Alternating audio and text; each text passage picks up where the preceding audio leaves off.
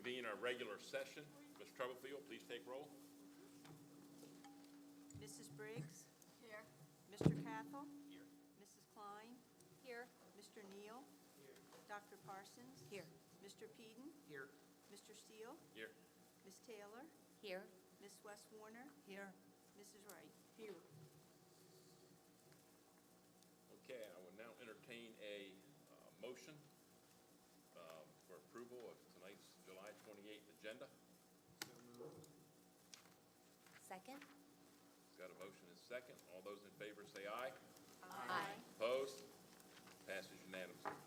Please rise and join us in the Pledge of Allegiance.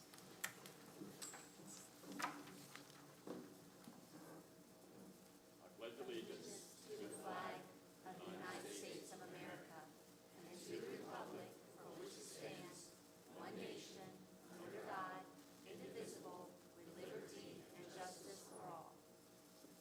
Thank you. Please be seated.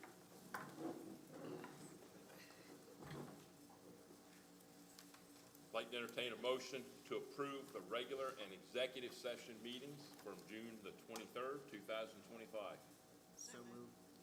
We've got a motion and a second. All those in favor say aye. Aye. Opposed? Pass unanimous. 306, 307.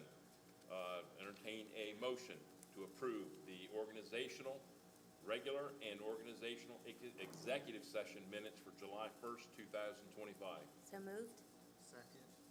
We've got a motion and a second. All those in favor say aye. Aye. Opposed? 3.08, 3.09. I will entertain a motion for approval of the meeting minutes and the executive session minutes for July 17th, 2025. So moved. Got a motion? Second. Got a second? All those in favor say aye. Aye. Opposed? Pass unanimous.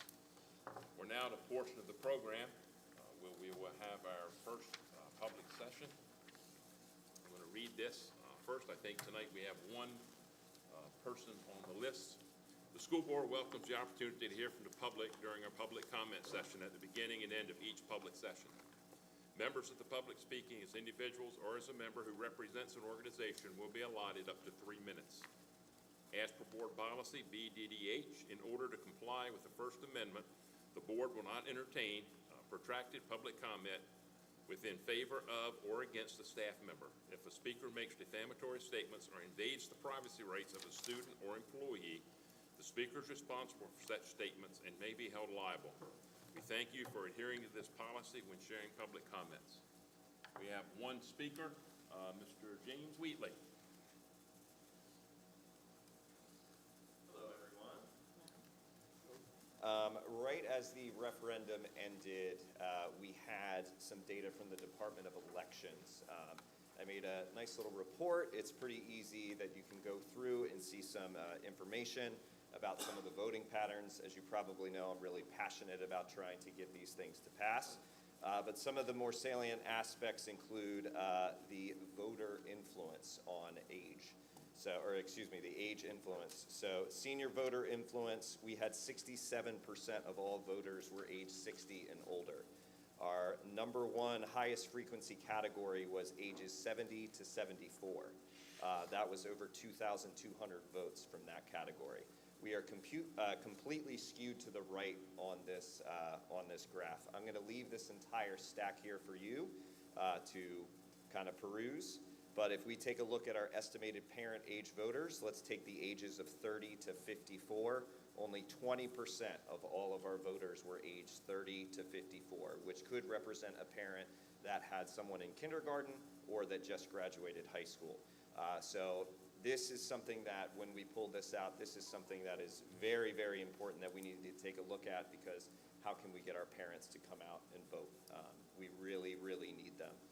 And just because we do have a high senior voter influence, it doesn't mean that they're all voting no. We lost by a very small margin both times. So our senior voters, even though they are coming out, a lot of them are still voting yes.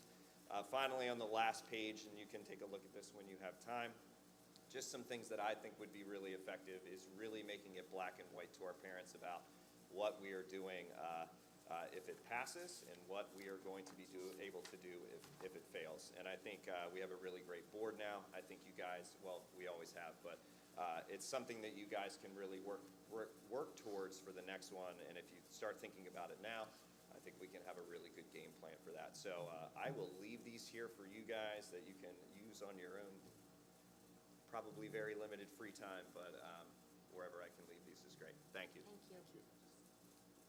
Thank you, Mr. Wheatley. Okay, moving on, 5.01, school choice applications 2025-26. Thank you. Within board docs are your 25-26 applications. Happy to answer any questions from the board. Just a question, and I'm sure it's in policy.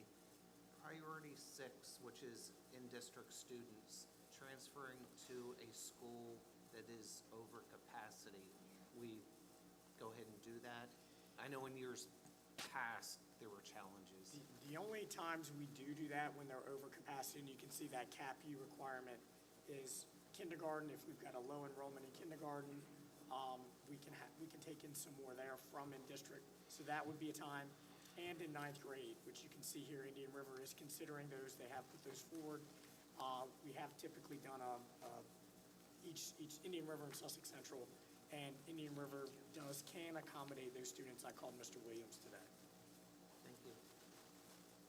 So Dr. Owens, my question was close to Mr. Pedon's. Just at looking at some of the caps, and we're accepting students, even when the school is perhaps overcrowded, or the enrollment is above the school cap. I just wanted help on that and understanding it. I know Mrs. Heck is here. I believe yours are all incoming kindergarten students. Ms. Heck, would you mind sharing?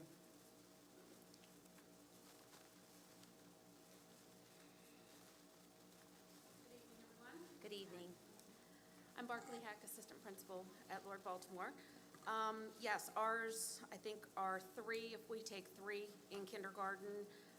We only have 68 right now. Okay. So it would be nice if we could start to build that up. And when we do that and, get to 70, 71, it still leaves us 14 slots for students that still have not registered. Okay. So makes that's our reasoning. Thank you. Anything else? Thank you. Okay, thanks. Okay, this is actionable, so I will need a motion on this topic.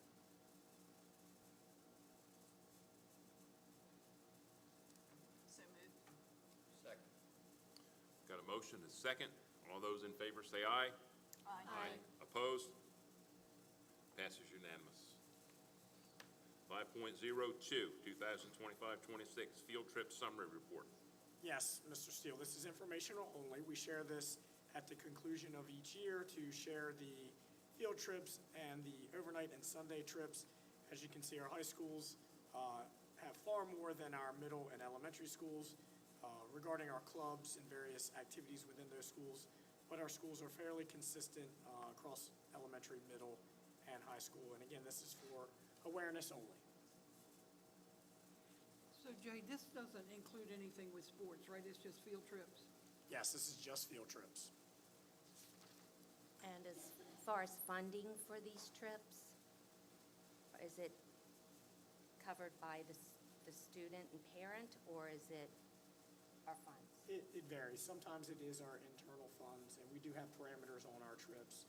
Sometimes it's federal funds that support these, particularly in our middle and high schools, with title funds that can be used for students to travel to competitions, et cetera. Any questions? Okay, moving on, 5.03. Fiscal year 26 salary scales for administrators, constables, investigators, student advisors, and bus drivers / bus contractors, or drivers, and bus driver aides. Thank you. We've asked Mrs. Wolf and Mrs. Bunting to join us this evening to share details related to the scales. We have reviewed these previously in our Finance Committee meetings, but again, this is for consideration for for the entire board this evening. Thank you. Hi, good evening. For the salary scales, administrator salary scales, they are based on, for FY 2026, the scale reflects a 2% plus 1875 increase on 70% of the prior year's salary scale. This increase has been approved by the state per the budget bill HB 225. The scale does require board approval per policy GCBA 1, and August 8th is the last day that we can enter payroll in order for the first pay that's applicable for this FY 26 raise. So it is just the state raise that flows through from the state, and administrator salaries, 70% are based on the state portion of the salary. So there's zero additional local dollars. It's all the state funding. Okay. We need action on that this Yes. evening. Yes. I entertain a motion. So moved. So I just have a quick question. So we're just voting to approve what the state law already passed? The state law and portion of the state salary increase only, nothing locally. It's in our policy that comes to the board each year for the board to approve. If Thank for you. some reason there was a local raise on a year, the board has no discretion on it. Okay, we have a motion, have a second. All those in favor say aye. Aye. Opposed? Pass.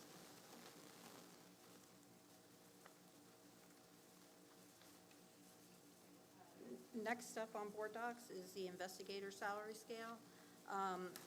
For this one, the investigators are paid 100% out of local funds. I've included several different options for, from no increase except for steps, then 1%, 2%, and then the 2% plus 1875, which is in line with the other salary increases. These are only on the 70% of the prior year salary scale for the investigators, and also the total cost for each option is at the bottom of each column, and there are 2 investigators in the district.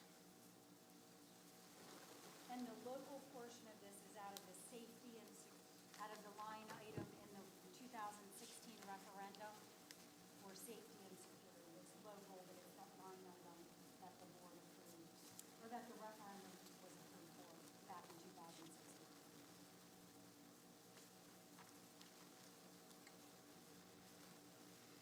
So do we have to choose one of these proposed lines? Yes, and investigators are 12-month employees, so they are in the same situation as the August 8th. Right.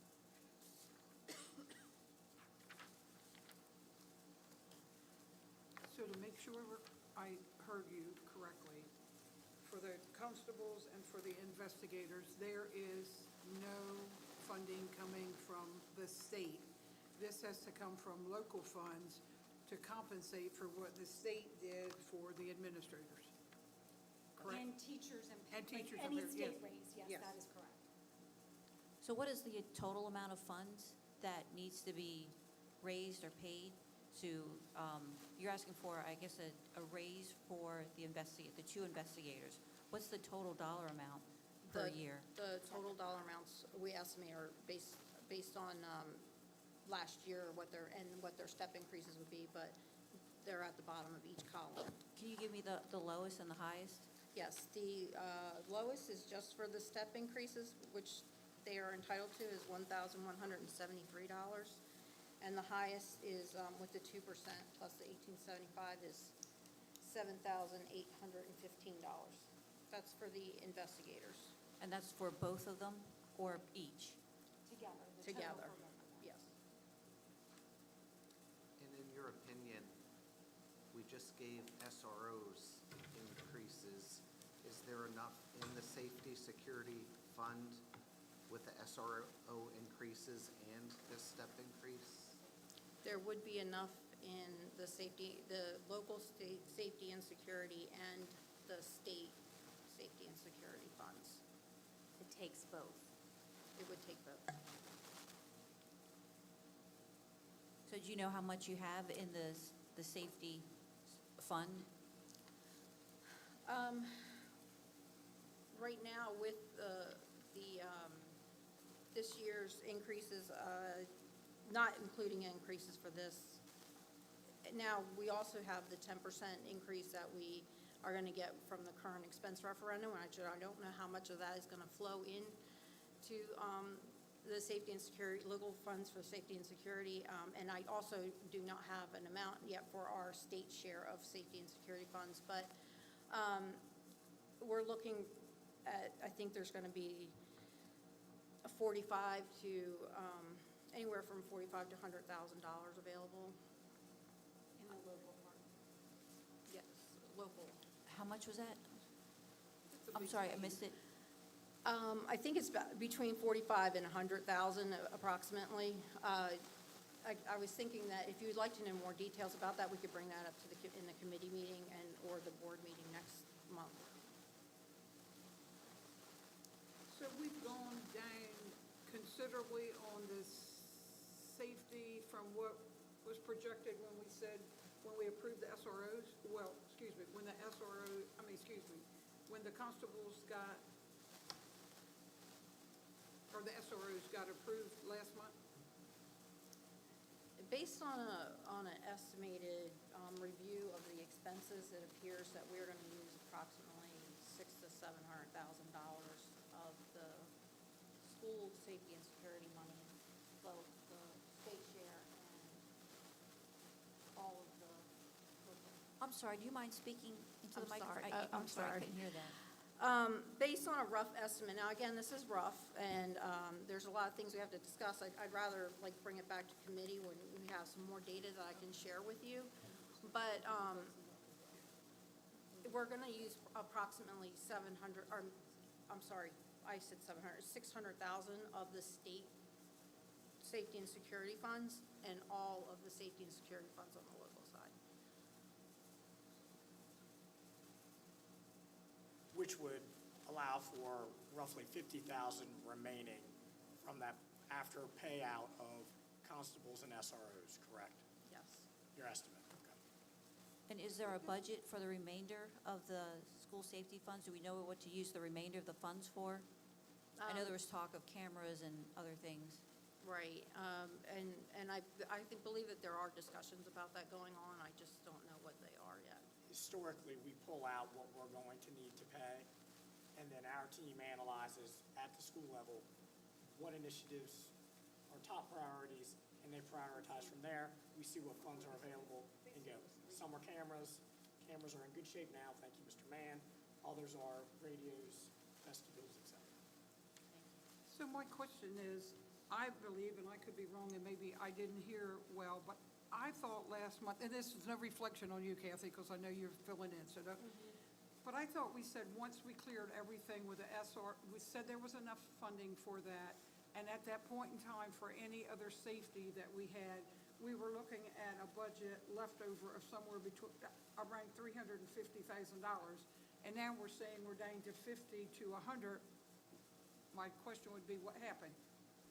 So I guess your analysis, that's where you landed. So I think in fairness to that, we come back to the committee, analyze that further to ensure we're utilizing those funds appropriately. Right, I'd like to provide you with the documentation of where those numbers came from. And we're not prepared to give it to you tonight, but I thought that it would be better maybe at the next committee meeting. So when do you need approval for this salary scale? So in light of going back to the committee, I think it would be fair to look at that piece of it, and then we can come back in August. Now, even if, let's say the board approves an increase, we can then retro it back if we need to. That way, the board has an opportunity to look at everything before we make any other decisions on salary. I make a motion, we table this until we gather more information. Second. Got a motion and a second? Are we doing just constables and investigators, or are we doing the whole line items our way, everything? I would suggest we revisit that motion. Okay. And I would do everybody with the local funding levels that you guys are presenting here tonight to bring back to the finance committee meeting. That way we give you a chance to work it out and see exactly where we are. I would say for investigators and constables, since it's safety and security funds, but the student advisors, and they're the only ones left, and they're paid out of Title I funds. We can table it, but I just wanted to bring that up, that they're not paid out of those funds. So we're talking- I'll make the motion that I'll revise my motion to say I want to table the discussion on this for anything that's covered under the local funds pending further information. Second. Got a motion and a second. All those in favor, say aye. Aye. Opposed? Motion's unanimous.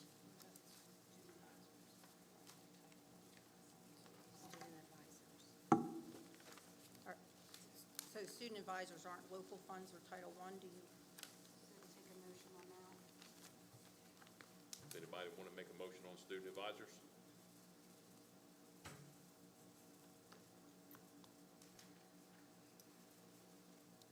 No motion on student advisors. Okay. Thank you. very much. We do have bus aides, and they are on the state share. The one last one is the bus drivers in the bus aid scale, and they are from the state. They have been approved on the state side for their share of increases. Okay, so again, this is all state money and no local money. Yes, just like administrators. Okay, need a motion? So moved? Got a motion and a second. All those in favor, say aye. Aye. Opposed? Unanimous. Okay, thank you. Thank you.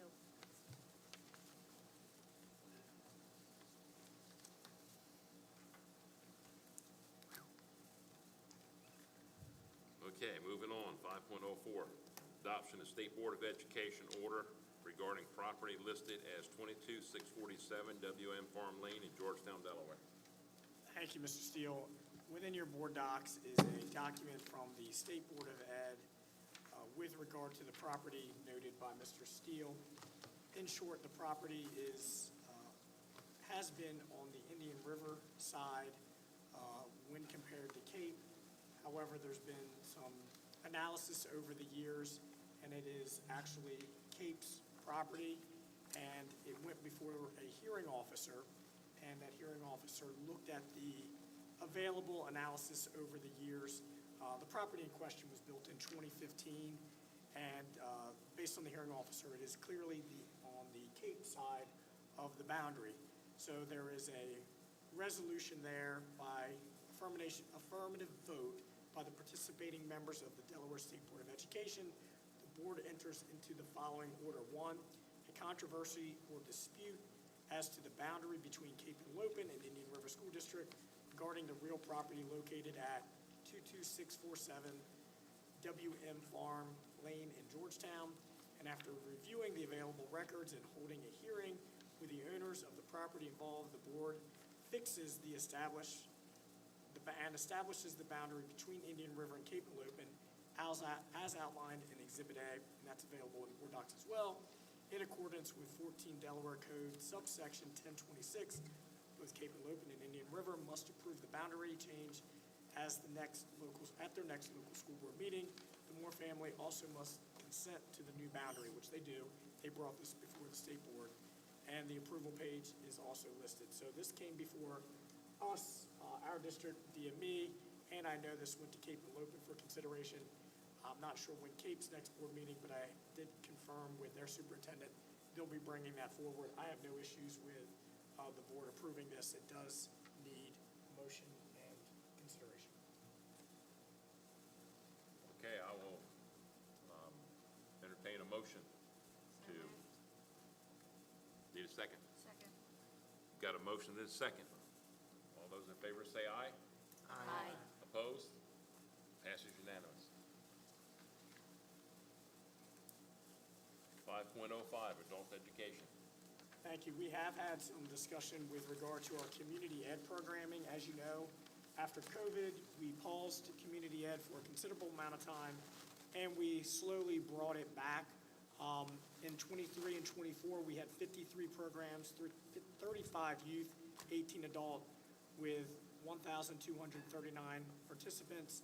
And in 24-25, we had 36 programs, 22 youth, and 14 adult, 876 participants. That has been run through the business office in a split position, half business, half adult ed. And our proposal this evening is to, again, pause adult ed for a period of time until we can get to more stable footing. We do not make money off of our adult ed program. This is a nice program to have, as we've discussed over the years. However, we feel that a full-time program in our business office would be more advantageous for us at this time. So it is up for board consideration this evening. I would like to add that we can continue to utilize some of these programs via our schools through a business or through a building use application. If one of these associations that participated in adult ed wants to continue to use a gymnasium, a field, et cetera, they can apply through our schools, through our normal building use process. We would not monitor those. They would have to have their own liability of insurance.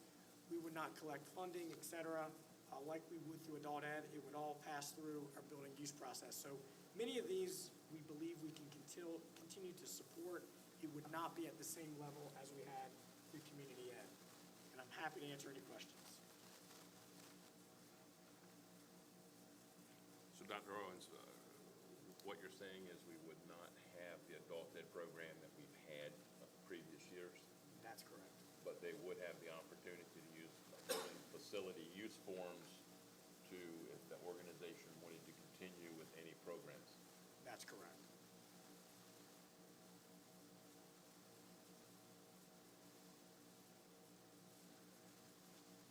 Does anybody have a motion? I'll make the motion to pause the program. I'll second. Got a motion and a second. All those in favor, say aye. Aye. Opposed? It's unanimous.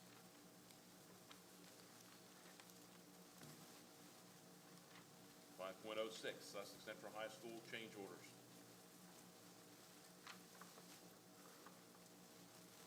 Good evening. On your board docs for this agenda item, you will find attachments showing 4 change orders for the Sussex Central High School alternate number 5 agriculture and maintenance buildings. This topic was presented at the recent Buildings and Grounds Committee and discussed at several previous meetings at the site. All of these change orders are above preliminary approval thresholds as outlined under the board's procedures for change order approval thresholds. Mr. Brad Callen with Richard Y. Johnson Construction is here to give additional comments on these change orders and respond to any questions. Mr. Callen? Thank you, Joe. Good evening, everyone. The change orders Joe is referencing are in your package this evening. I'll go through each one. The first being, I'm not sure what order they're in your package, but I'll go through them the way I have them. Corrado Brothers, that's our site contractor. That's $223,369. That includes all the site preparation, asphalt paving, street lighting, and bringing the storm sewer, water, and the sanitary sewer to the buildings themselves. Ralph Degliobisi and Son is our mechanical and plumbing contractor. Their change order is $215,342, and that would include bringing the water into the building, providing propane heaters in the building, and all the necessary HVAC equipment, along with all the water sources that the ag and the maintenance people will need. Nickel Electric, $336,238.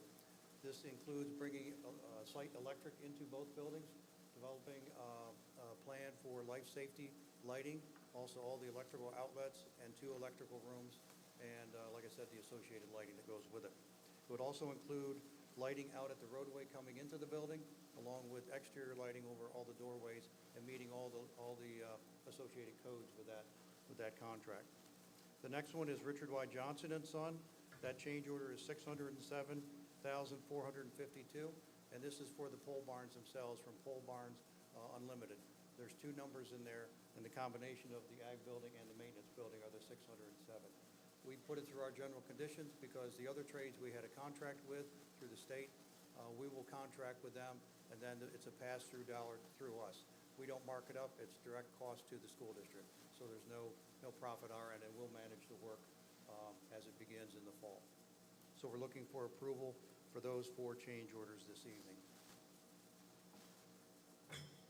Entertain a motion to approve 4 change orders. Are these change orders all over budget? No, this is part of an original alternate that was not accepted at the beginning of the project. And that original alternate was 1.9 million. And working with the ag people and the maintenance building, we were able to develop 2 buildings for 1.4 million. And we have sufficient contingency to buy back several of these alternates, this being one of them. Even with the purchase of, the approval of these change orders, there's still about a 40% contingency left on the project, more than enough to finish the project. And we're also looking at additional alternates to bring back into the project. Thank you. Motion to accept. Got a motion and a second. All those in favor, say aye. Aye. Opposed? Pass unanimous. Thank you. 5.07, Sussex Central change order notifications. On your board docs for this agenda item, you will find 9 change orders which have been presented before the Buildings and Grounds Committee and which are being presented as board notifications as they are below the dollar amounts outlined under the board's procedures for change order approval thresholds. Mr. Brad Cowan with Richard Y. Johnson Construction is here to respond to any questions you might have. Absent of any questions, we are seeking school board approval at this time. Does anybody have any questions? Motion to accept. Second. Have a motion, second. All those in favor, say aye. Aye. Opposed? Passes unanimous. Thank you. Thank you. 6.01, major capital planning. Thank you. Final site work continues, including paving and operations. We talked a little bit about that this evening. All finished work is substantially complete with punch list work underway. The main gym floor is complete and the bleachers are being installed now. Electrical, plumbing, and fire marshal inspections are complete. Department of Health inspections are underway. Office staff has moved into the building and is working in their new spaces. Furniture installation is 99% complete. The movers' activities are complete at this time, and FF&E items are being procured as we speak. And as we discussed this evening, the ag and maintenance building alternates have been presented, and tonight they were approved on our agenda. Our executive group continues to meet monthly to explore cost savings, construction alternates, and project obstacles. And I want to thank those board members who have been able to visit with us typically on a Wednesday afternoon and tour the building, and those meetings will continue to occur here throughout the summer. Any questions? Thank you. Moving on. Committee report, 7.01, building and grounds. We had our meeting on Monday, July 14th. We've already talked about the construction update, the change orders. Under old business, we had the buildings and grounds monthly work order report. The last 30 days, 22 tickets were open, 20 were closed, 23 tickets are currently active. Future at Move Committee, there were no updates, although we did hear that our group of custodians are working very hard in very hot weather in order to get this move completed in time so that we can open up both schools in September. School cleanliness was discussed. The revised custodial spot check form and guidance document was reviewed with the chiefs last month, and based on the feedback from last month's committee meeting, a monthly frequency requirement has been added to the guidelines. Chiefs collaborated on a preliminary list of items to be included in the future edit of the spot check form, which will be turned into a checklist and presented at a future committee meeting. Under new business, we had discussion of a new buildings and grounds vehicle planning. And this has been something that's sort of haunted us for a while. The fact is, our vehicles are getting old. Some look like rusted barrels of buckets, and some probably are very close to not running. And it's increasingly using budget money that we have. So Mr. Dooley presented 4 options for us to maybe consider in the future. One of those being provide a replacement budget. Perhaps once the current district hurdles have been overcome, then we can focus on the maintenance tech vehicles first because they were the ones that go community-wide. And then we can take a look at the school vehicles as well. 2, that the district consider increasing the repair budget since repair budget is maxed out this year. Number 3, consider sharing vehicles and operate like campuses and zones in order to do so. 4, the high school and middle schools can partially convert from work trucks to UTVs with attachments, since the UTVs can be purchased for substantially less cost. So these were all good, viable items, and they were up for discussion, and we had a very hearty discussion. We did not make any decisions of which way we would go at that point, but we are going to continue to monitor this. Finally, we had two folks from the Sussex County Land Trust come and talk to us about Ingram's Pond. The representatives were present to explain and respond to inquiries regarding their interest in Ingram's Pond site. The district and our attorney has been in consultation regarding the prospect, including researching ownership and transfer rights, possible deed restrictions, and past history. They would basically use the property and permanently preserve land to keep it from being developed. Now, we had a lengthy discussion, and, my first option was maybe we should bring this to the board for discussion. We could do that this evening. However, I did ask Dr. Owens, I personally think I need a little bit more time to understand exactly how this is going to work, because that's a very valuable piece of property we have, and if we continue to grow the possibility of utilizing that land for a potential school is something we could look at. Even though they did address that at the meeting, I really don't feel I have a good enough handle on this to make a decision at this particular point in time. So we will keep this on the table for now and come back and revisit it in the future once we get more information. Mr. Steele, it might be nice even to have a map of the area, what they're looking to preserve, where a potential elementary school may go. I think that probably would be wise, because I think there's only a portion, if my memory's correct, I think there's only a portion up there that we would probably utilize, and some of it with wetlands and things like that, we would not be able to utilize. But, I think the land trust is not a bad idea. I just don't know enough about it. I think if we can get some more, expertise and people with knowledge of working with them, will probably be beneficial to the board. Thank you. And that concludes my report. Our next meeting will be on 5 o'clock on August 11th. Next, comprehensive school safety, Mr. Cathell. No reports. Mr. Peden, finance. Yes, we had the meeting on June 9th. Mr. Toomey presented information on nutrition service cafeteria worker compensation to support an increase on the local share of salaries for these workers that would align with similar positions in the district. The increase would be solely funded through nutrition services account. This request will be taken to the board. Mr. Schifano presented information on school counselors and mental health counselors' EPER schedules. The recommendation includes moving from 10 or 19 extra work days to 1.05 units and 1.1 units respectively. This could potentially decrease local share funding by approximately $161,000. There were some questions raised regarding whether extra days are applicable to all counselors. Then Mrs. Wolf presented the proposed fiscal year 2026 salary scales for administrators, constables, investigators, student advisors, and bus drivers and bus aides. The 2% and $1,875 state raise for teachers was applied to 70% of each cell in the administrator's scale per policy. The same methodology was applied to the constable, investigator, and student advisor scales. The bus driver scale was increased to $25.50 per hour. The state mandated minimum with step increases remain the same at 25 cents per step.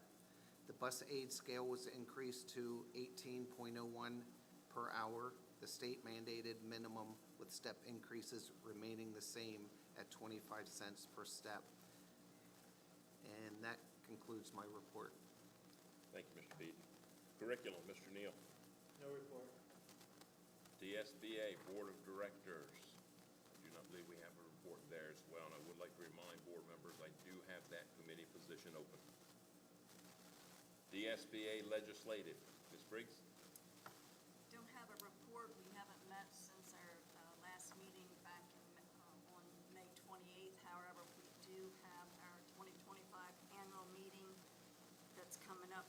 Saturday, August 9th.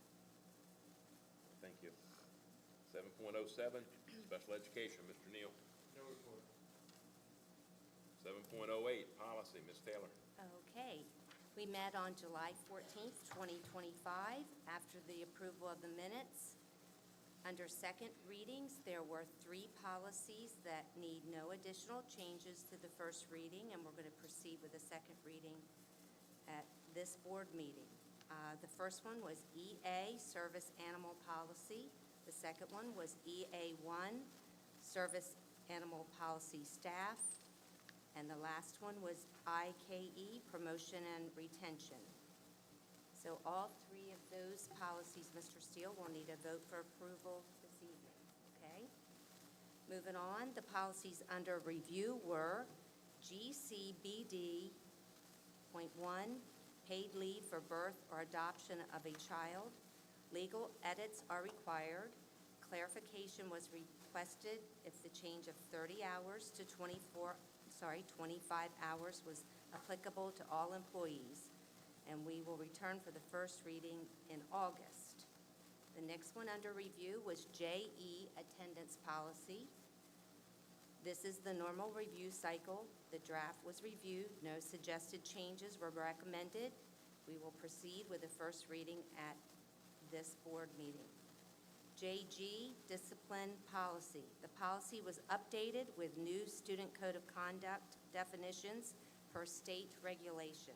Additionally, the policy was restructured to enhance clarity and coherence. No suggested changes recommended, and we will proceed with the first reading at this meeting. KLA, complaint procedures for possible policy violations. No suggested changes were recommended. We'll proceed with the first reading at this meeting. We adjourned at 4:18, and our next meeting is scheduled for August 11th, 2025. Also, I need a motion to approve the 4 second reading policies. Second. I've got a motion and a second. All those in favor say aye. Aye. Opposed? Passes unanimous. IREA representative.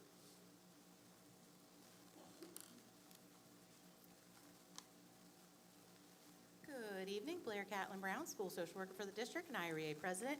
No notes, I'm going to keep it short. If you're like me, you have too many emails, so you may not have seen the district email where I had sent an email about a week ago, encouraging you guys to partner with us to get you in the buildings more. I really appreciate you guys who've gotten back to me. I look forward to creative solutions we come up with this year, because I know you guys are busy, everyone is busy. But that's the #1 feedback we get from staff, is they love having you guys in the building. Genuinely, they love it. So whatever we can do, any creative solutions to work with your schedules, if we can assist in any way, please don't hesitate to throw out ideas. We would love to help in any way we can. Second and last thing, earlier this month, a team from IREA and DSEA, which is relevant, we both attended an NEA Organizing Institute with Zone 1, which is all of the Eastern Seaboard in Annapolis. The point of the institute was to focus on an issue that we could organize around and improve. Our IREA team looked at the referendum and overall community engagement. So we came up with a whole plan that we're going to meet with Jay and team with to talk about our rough draft of what it looks like, to what can we do as IREA to help the district, to help the community, and really expand it, because we all know we don't love coming to the community once every handful of years. We want to make sure that relationship is solid the whole time. So we really look forward to partnering with you to find a plan that works for your needs, our needs, and make sure we just get the community on board as much as we can. DSEA is working on how can we adjust this whole referendum process at the state level. So we're all working at it, and hopefully we'll get somewhere that works for all of us a little bit better. But we're never going to give up, because that's what we got to do. All right, have a good one. Thank you. Thank you. Financial summary is 9.01.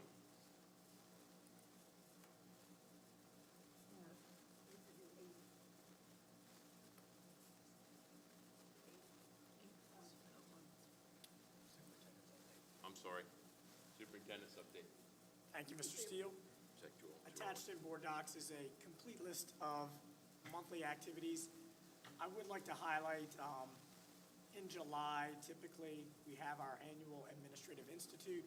It's a multi-day professional development session that our team at the district office organizes to help prepare our principals, assistant principals, and supervisors, all of our leaders within the district, and propel them throughout the rest of the summer with a strategic plan and a direction to get the school year kicked off well. We also bring in our district attorney, Allison Burris, joined us this year for some professional development, among others, and we provide this in-house ourselves, and it really is a nice event. And I do want to thank those board members that were able to join us for the kickoff on day one and for providing some breakfast items. It's greatly appreciated by our leadership team, and we felt like we had a wonderful three-day workshop that will help us go into the 25-26 school year. So thank you.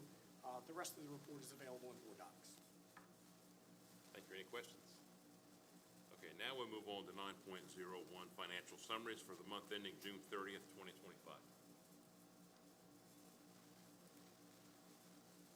Hey, hello again. So, your board docs, there is the part one, the financial summaries. We are 100% through the fiscal year as of June 30th. We have received 100% of total budgeted revenue, 101% of discretionary revenue, 102% of the local tax revenue, and $155,000 in interest revenue. For expenditures, we have spent 90% of total budgeted expenses, 96% of total discretionary budgeted expenses, 92% of the tuition budget for the tuition funded classrooms, and 100% of the budget expenses at Howard T. Ennis. Any questions? Okay, I'll entertain a motion to accept the financial summaries So for moved. June 30th. Second. Got a motion and a second. All those in favor say aye. Aye. Opposed? 9.02, detail information for the month ending June 30th, 2025. Okay, part two, student activities funding balance is approximately $93,000. We have approximately $5.3 million in federal funds available and $1.4 million available in donations and internal accounts. Any questions? Questions? Entertain a motion to accept the detailed information report. So moved. Second. I've got a motion and a second. All those in favor say aye. Aye. Opposed? Passes unanimous. 9.03, major capital improvements. Okay, for major capital improvements, we paid out $2.9 million. Questions? Entertain a motion to accept. So moved. Second. I have a motion and a second. All those in favor say aye. Aye. Opposed? It's unanimous. Minor cap improvements. Okay, for minor cap improvements, out of the allocations available to us, we have spent and encumbered $5.9 million and have $1.5 million available. Any questions? Sorry. Questions? Entertain a motion to approve. So moved. Second. I have a motion and a second. All those in favor say aye. Aye. Opposed? Passes unanimous. Thank you. Thank you. 10.01, communications, field trip request. Thank you. Within board docs is a complete listing. I will go through those. These are, again, overnight trip and Sunday trips that we report out to the board per policy. Overnight trip by Sussex Central High School football, July 27th to 29th to Salisbury, Maryland. Overnight trip by Sussex Central High School FFA, September 11th through 14th, Springfield, Mass. That is Perkins funds. Overnight trip by high school wrestling, Sussex Central High School wrestling, December 5th through 6th, Owings Mills. By the way, all of these wrestling are booster funded, and I'll continue to go through these. To Owings Mills, overnight trip by Sussex Central Wrestling to Newark, Delaware. Overnight trip by Sussex Central Wrestling, December 12th through 13th to Millersville, PA. Overnight trip Sussex Central High School Wrestling, January 9th through 10th. Ocean City, Maryland. Overnight trip Sussex Central High School Wrestling, January 16th through 17th. Bel Air, Maryland. Overnight trip Indian River High School FFA. And these are through FFA and student booster funding. September 11th through 14th, Springfield, Massachusetts. Overnight trip by Indian River High School FFA, October 24th through 25th, Frankfort, Delaware, and that's Camp Barnes. Overnight trip by Indian River High School FFA, November 2nd to Indianapolis, Indiana. And that concludes the report. Dr. Owens, I have a quick question. I didn't see the details of the Sussex Central High School football included in the documents. Was it on a previous month, or? It may have been, that came in late. I know that came in last minute. We did run that by Mr. Steele. He gave okay because they were on a tight turnaround. That could have been. Is that booster funded, I'm assuming? Or athletic budget funded? Jen, do you know if that was booster? It's Booster. funded. Thank you. Questions? Moving on, 11.01, personnel agenda. I would ask for action on those. Action on that. Oh, I'm sorry. I entertain a motion to approve the field trip request. Second. I've got a motion and a second. All those in favor say aye. Aye. Opposed? It's unanimous. 11.01, personnel agenda for July 28, 2025.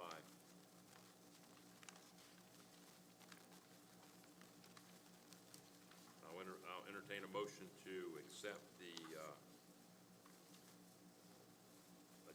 personnel agenda with the exception of number 40. So moved. Got a motion and a second. All those in favor say aye. Aye. Opposed? Now go back.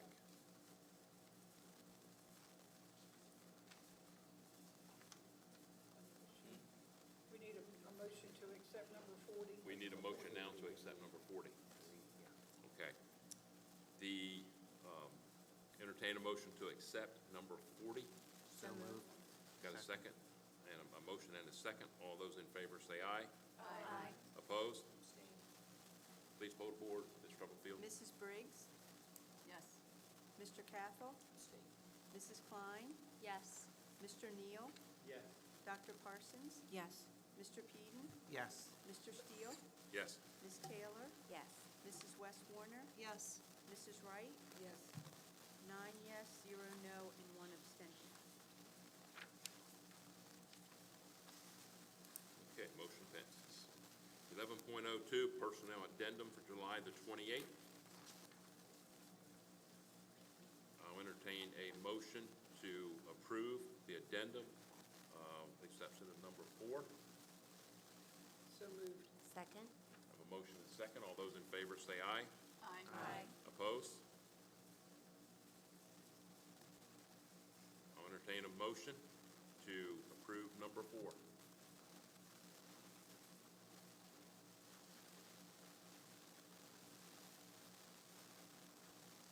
Okay, no motion. Move on. 11.03, contractual agenda. Entertain a motion to to accept the contractual agenda. So moved. Got a motion, second. All those in favor say aye. Aye. Opposed? It's unanimous.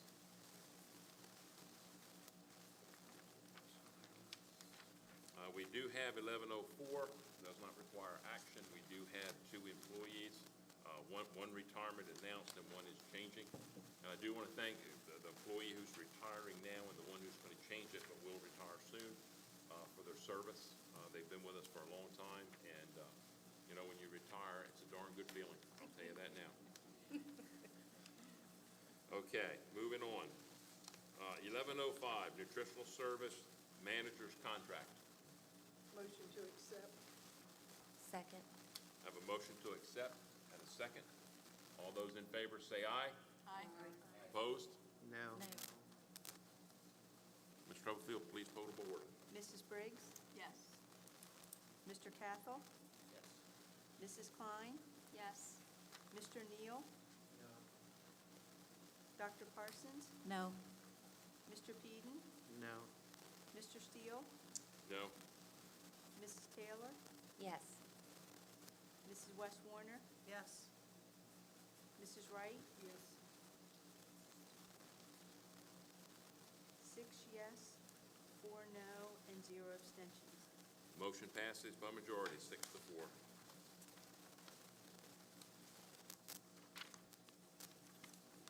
11.06, nutritional service workers contract.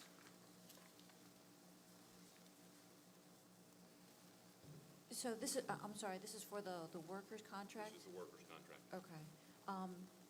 And what are we, the raise proposed for them?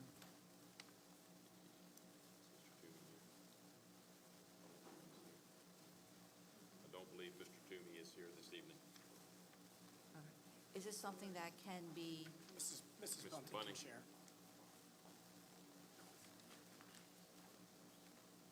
so I understand they brought this to us, but it really hasn't been negotiated yet. We haven't gone back to negotiate.